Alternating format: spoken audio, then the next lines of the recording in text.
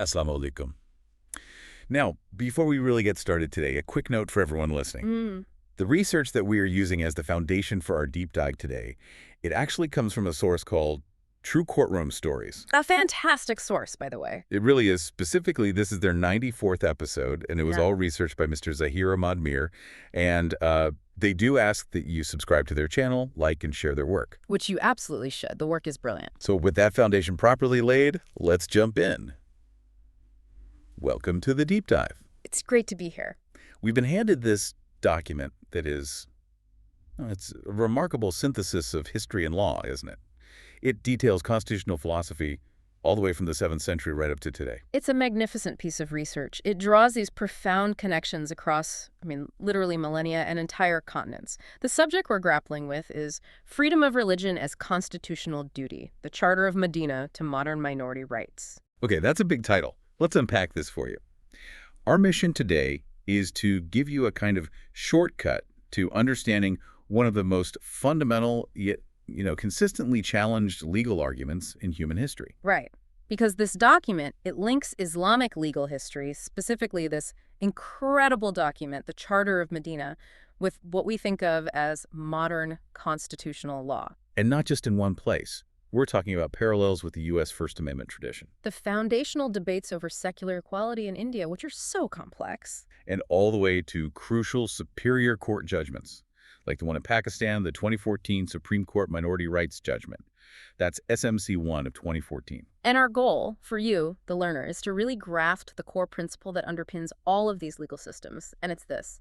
Religious liberty is not some courteous social arrangement. It's not a favor. Exactly. It's not a temporary concession that's granted by a politically dominant majority. It is, in fact, a protected, mandatory constitutional duty of the state. It's a non-negotiable obligation. It's the difference between asking for permission and demanding a guarantee. That's what we're talking about. A perfect way to put it. So we're going to trace how this concept of a guaranteed protection, rather than some kind of conditional permission, became the bedrock of just governance, starting almost 1,400 years ago. It's quite a journey. Let's get into it. Let's start with that historical blueprint. The source material refers to the Charter of Madinah, drafted around 622 CE, as the first written constitutional pluralism. Now, that's a huge claim. It is. Legal scholars often point to, much later documents as the foundations of constitutionalism. Why does this 7th century document hold such a unique and primary position in understanding this specific philosophy of religious freedom? Well, what's so fascinating here is that the Charter, it didn't just emerge in a vacuum. It wasn't some, abstract philosophical text. It was a practical solution. It was an institutional response to a very real, very messy problem. How do you create a single functioning political order, a city-state out of extremely diverse and, let's be honest, sometimes competing communities? And who are we talking about here?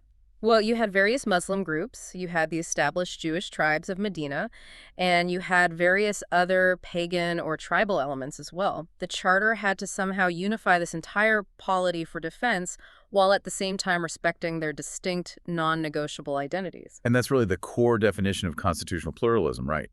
Multiple distinct communities all living and operating under a shared, single, legal and political roof. Exactly. And the Charter solved this by establishing a mechanism of what the source calls mutual protection obligations. So this wasn't just a document saying, hey, be nice to your neighbor. Not at all. It was a legal framework. It framed security as a shared civic responsibility. The text explicitly mandated that these different religious groups had a duty to defend the city collectively if it was threatened by external forces.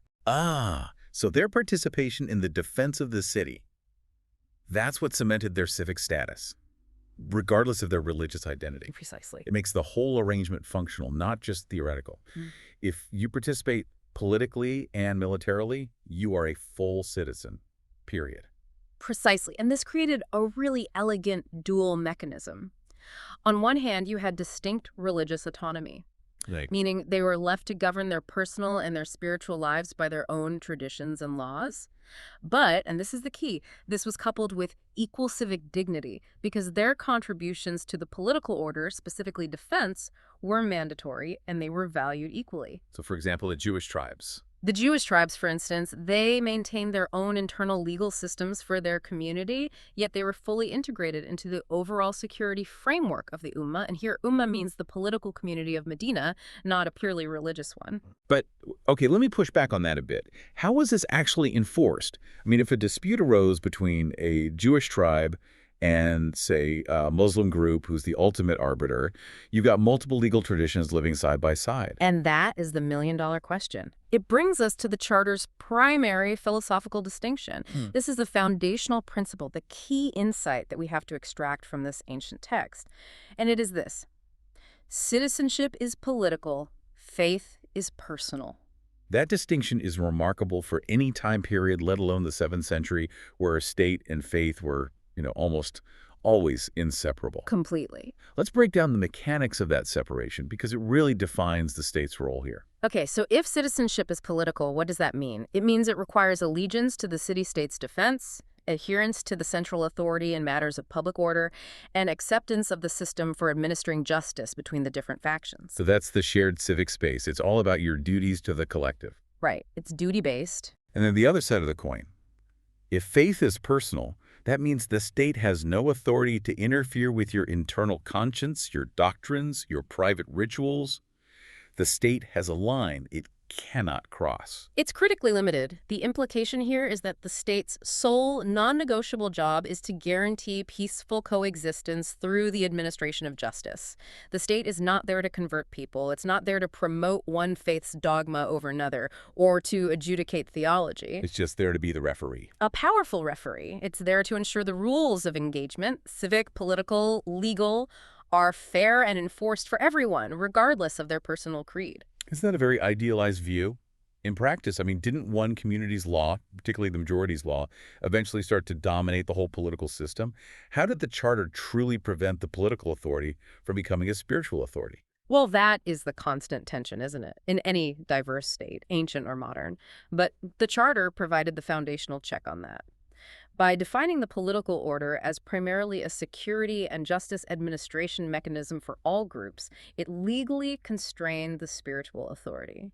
So if the state starts to creep into the personal domain of faith? It's violating the original constitutional compact.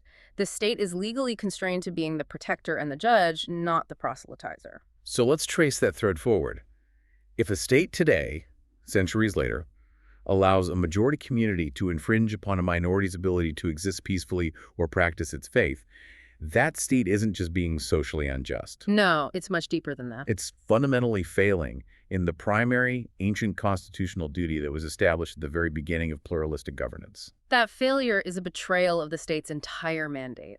The Charter establishes the historical precedent that a religiously diverse society can only be justly governed when the political authority actively secures the personal religious autonomy of all its citizens. And that requires constant enforcement. Constant enforcement. And that is where the modern judiciary steps in. So we've established this 7th century groundwork, this separation of political allegiance and personal faith. Let's bridge that chasm now to the modern day.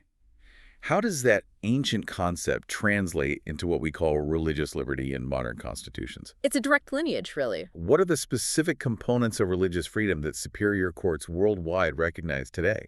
Modern constitutionalism essentially takes the Charter's philosophical division, the political versus the personal, and it codifies it into active, enforceable rights. Our source material identifies 4 essential, globally recognized components of religious liberty. Okay, so let's think of them as a kind of comprehensive constitutional shield. What's the first layer? The first is freedom of belief. This is the absolute, non-negotiable internal sanctity of your conscience. It's untouchable by the state. Courts, universally protect the right to hold any belief or no belief at all. That's the internal part. What about the external? That's the second component, freedom of worship. This is the external manifestation of that belief. It's the right to congregate, to celebrate, to wear religious symbols, to perform rituals without interference from the state or anyone else. Okay, so those two really define the practice side of things. But what about protection from outside pressure? That's the third, and it's absolutely critical for maintaining the integrity of a minority community. Freedom from forced conversion. This protects individuals from coercion, whether that pressure is coming from the state apparatus itself or from powerful societal groups. The state has an active duty to safeguard an individual's right to maintain their existing personal faith. And the fourth component. This sounds like it grounds everything in civic reality. It does. It's freedom from discrimination. Yeah. This is the piece that ensures your religious identity does not diminish your standing as a citizen, your political rights, your legal rights. They must remain equal regardless of your faith. And this is where that political commitment of the Charter fully manifests itself in modern law. So when you look at these four freedoms together, they're an active enforcement mechanism. They work against both state intrusion and societal coercion. They transform religious liberty from, a mere passive right into a dynamic, powerful set of enforceable protections. and this is where the argument in our source material shifts from just legal definitions into political philosophy. Yeah.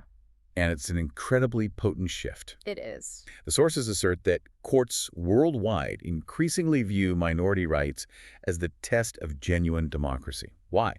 Why is the treatment of the minority and not the popularity of the majority the ultimate litmus test for a democracy? It's a great question. And the answer is because constitutional rights exist precisely to constrain the political power of the majority. I mean, think about it. If the majority holds 90% of the political power, they don't really need a constitution to protect their ability to practice their faith or gather freely. They can just use the political system to get what they want. They can use the political system to achieve their ends, but the minority, by definition, cannot. They lack that power. They lack the numbers and the political clout. Therefore, if a right, like the freedom to worship, only exists when the majority happens to approve of it, it is, by definition, a privilege. It's not a right. It's conditional. It's conditional.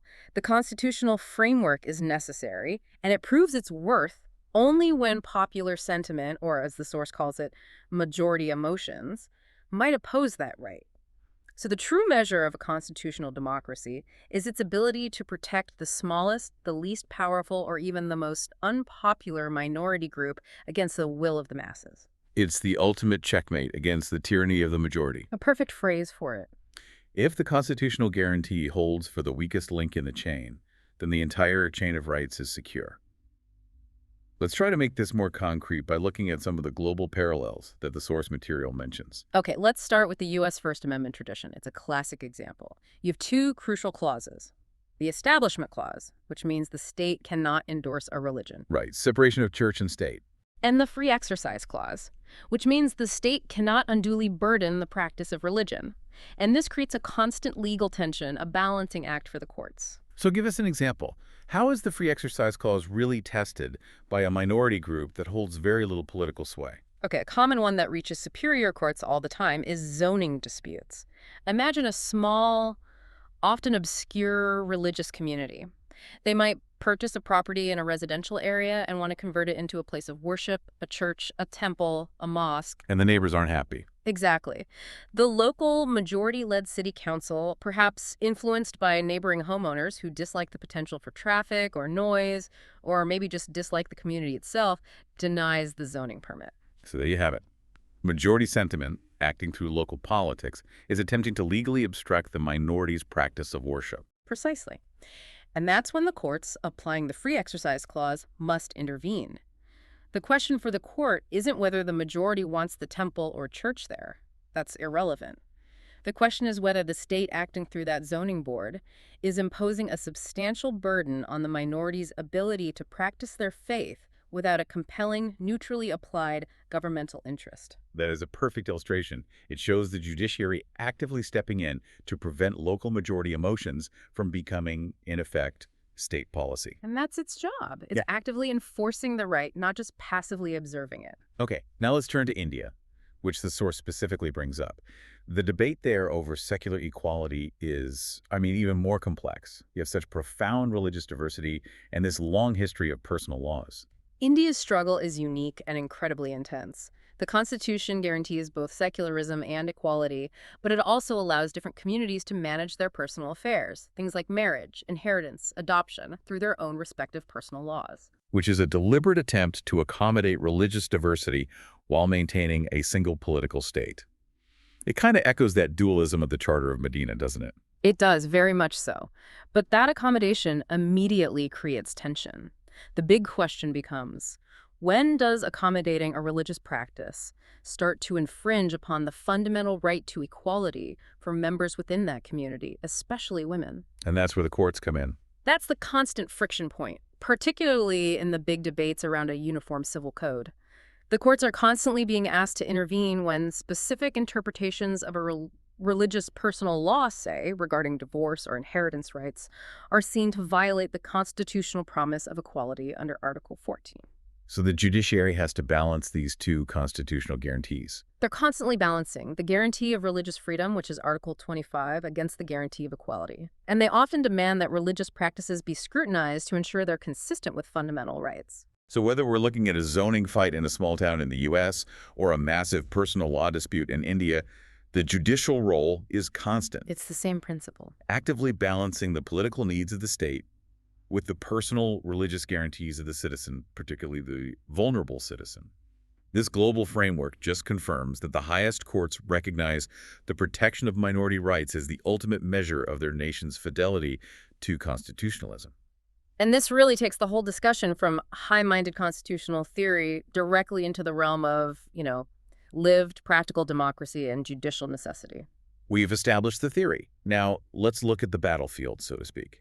The practical scenario where a minority group's worship practice faces real hostility and pressure. This is where the constitutional duty has to meet a high-stakes, real-world challenge. Right. And the sources outline 4 specific active duties, all derived from that Madinah governance philosophy Yeah. that must guide a modern court in this situation. Yes. And these 4 duties are derived directly from the state's original mandate to administer justice and to guarantee peaceful coexistence. And they require the judiciary to act not as some passive referee, but as an active agent enforcing the constitutional guarantee. Okay, let's detail the first 2 duties. They seem to concern immediate safety and public order.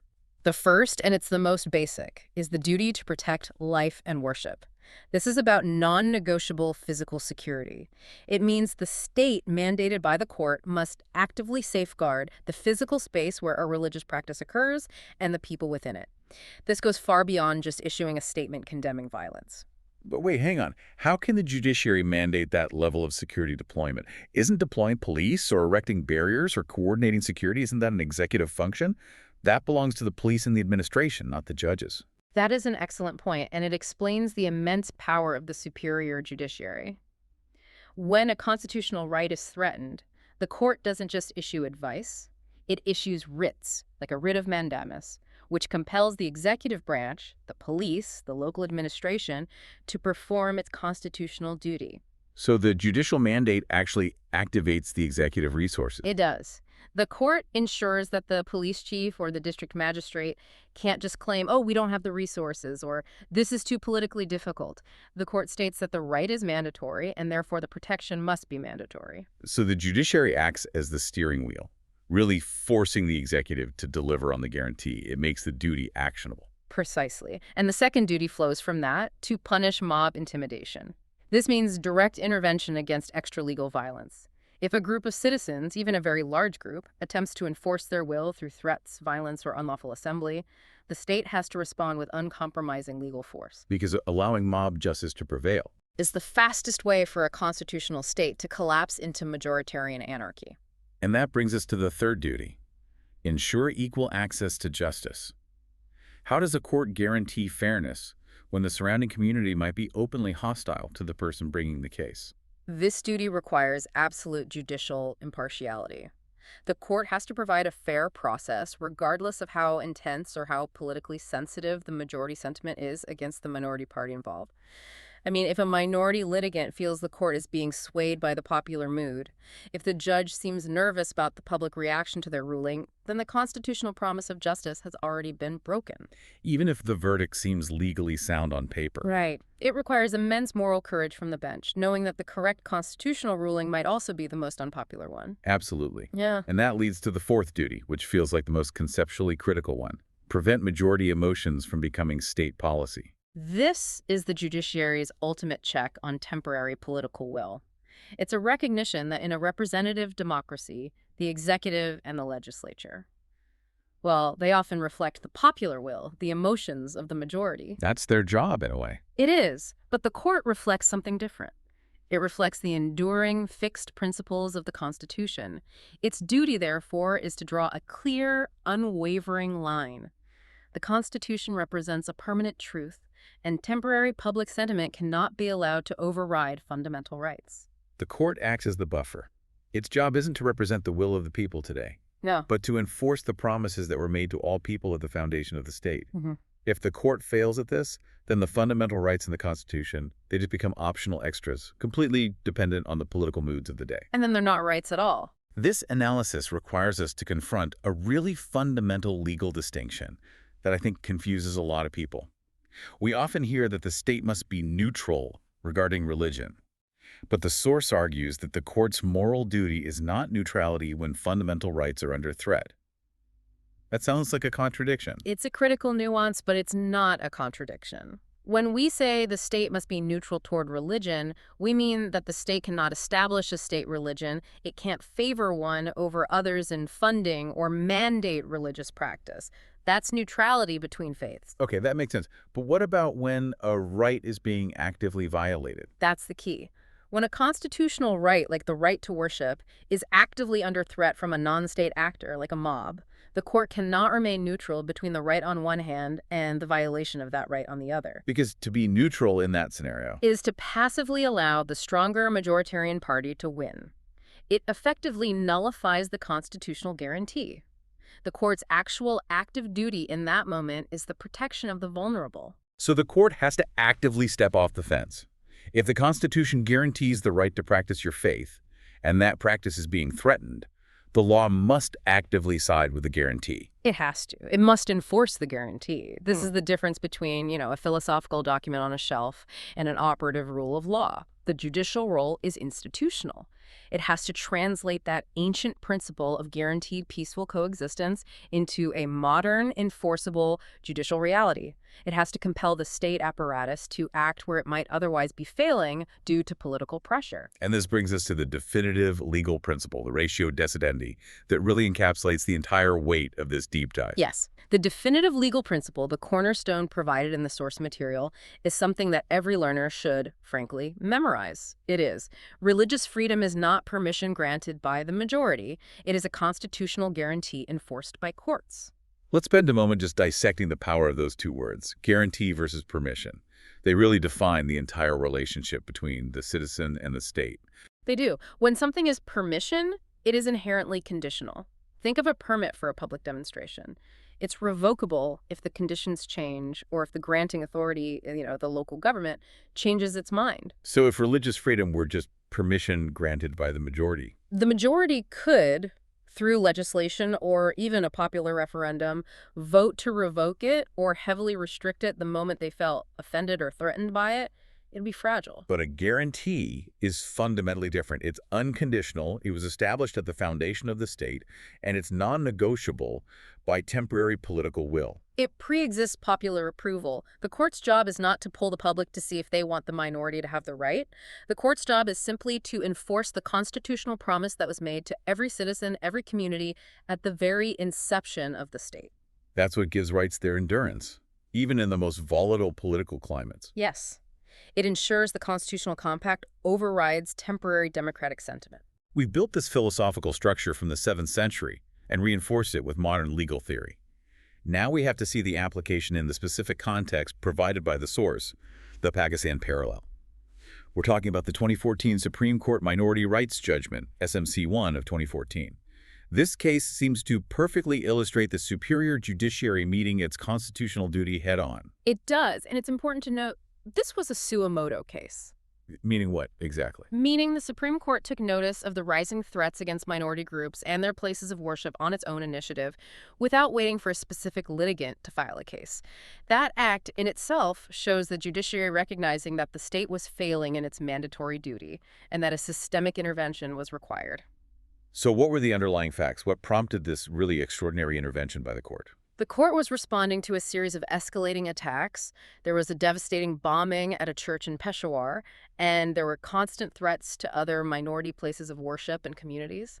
These were direct attacks on the right to life and the freedom of worship. And the court saw a pattern. The court realized these were not just isolated criminal acts. They represented a systemic failure of the executive branch to enforce the constitutional guarantees against mob intimidation. So the court used the historical logic of the Charter, that the state's primary role is mutual protection and the administration of justice, to issue specific actionable directives. What were the key articulations from that 2014 judgment? The court was incredibly clear in echoing that charter logic. First, it reiterated the equal citizenship of minorities. This was a definitive legal rejection of any idea that minority citizens are somehow merely guests or second-class residents. Their civic status is political, and it is equal, regardless of faith. Okay, that's the foundational principle. Then what? Second, aligning directly with that duty to protect worship, the court mandated the protection of places of worship. And this was not a request. It was a state order requiring security deployment, restoration of damaged sites, and proactive surveillance to preempt future attacks. This is the active protection duty in action. It's compelling the executive to do its job. Absolutely. Third, and this is so crucial for the political environment, the court emphasized the state responsibility to prevent hate speech and action. The court mandated measures to curb language that incites violence or discrimination. This aligns perfectly with the duty to punish mob intimidation because prevention is always better than prosecution after the fact. It recognizes that the seeds of violence are often sown in the political narrative long before the act itself. Exactly. And finally, the judgment went beyond just philosophy. It mandated the establishment of institutional mechanisms for minority security. So building something permanent. Yes, and this is perhaps its most lasting contribution. The court didn't just rely on the current government's goodwill, it mandated the establishment of permanent structures, like a National Council for Minorities. This council was intended to ensure that the protection of minority rights is institutional, systematic, and continuous, shielded from the temporary political winds. This just confirms the source's really powerful summarization of the whole alignment. Pluralism protected by law, not by slogans. That's it. If it's institutionalized, it is a protected guarantee. If it just relies on political declarations and speeches, it's revocable permission. The superior judiciary, in this moment, confirmed its role as the constitutional guarantor. It translated that centuries-old duty of protection into a modern, actionable, national legal framework. It actively used its power to compel the executive to step off that fence of so-called neutrality and actually perform the duty of protecting the vulnerable. And this synthesis culminates in the source's most powerful moral lesson. It's the point where we stop analyzing the law and start really judging the character of a state. Yes. The concluding thought offered is the ultimate test of state morality and its commitment to its own founding principles. And it is this. A nation is judged by how it treats the minority when the majority is angry. That just shifts the focus entirely, doesn't it? Any nation can draft beautiful laws or make eloquent speeches about tolerance when things are peaceful. That's the easy part. But the real test occurs when those principles become costly, unpopular, and difficult to enforce.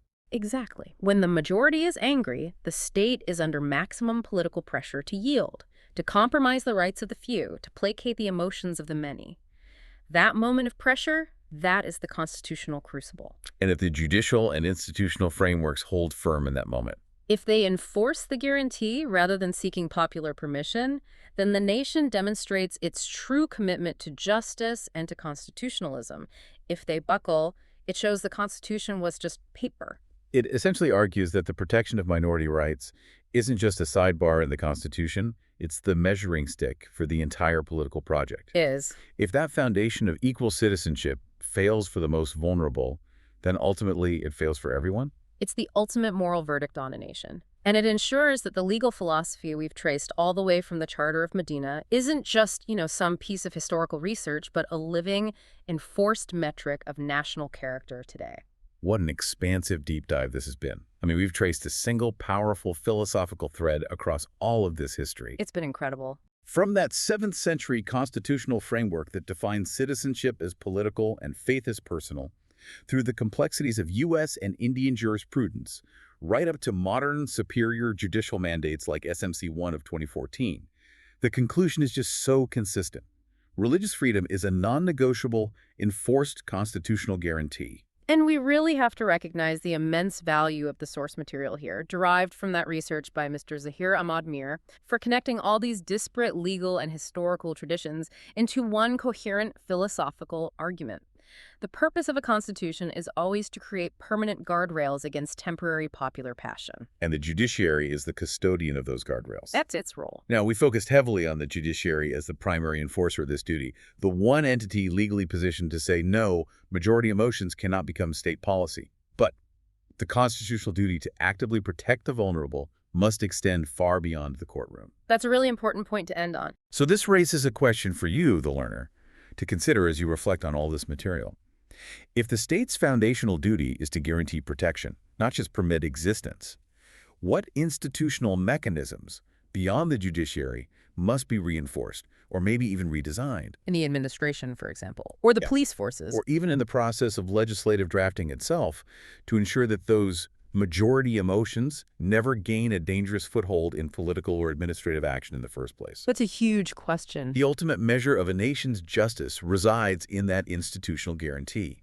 It's something to mull over as you see these debates about citizenship, faith, and the rule of law unfold all around the globe. Thank you for joining us for this deep dive.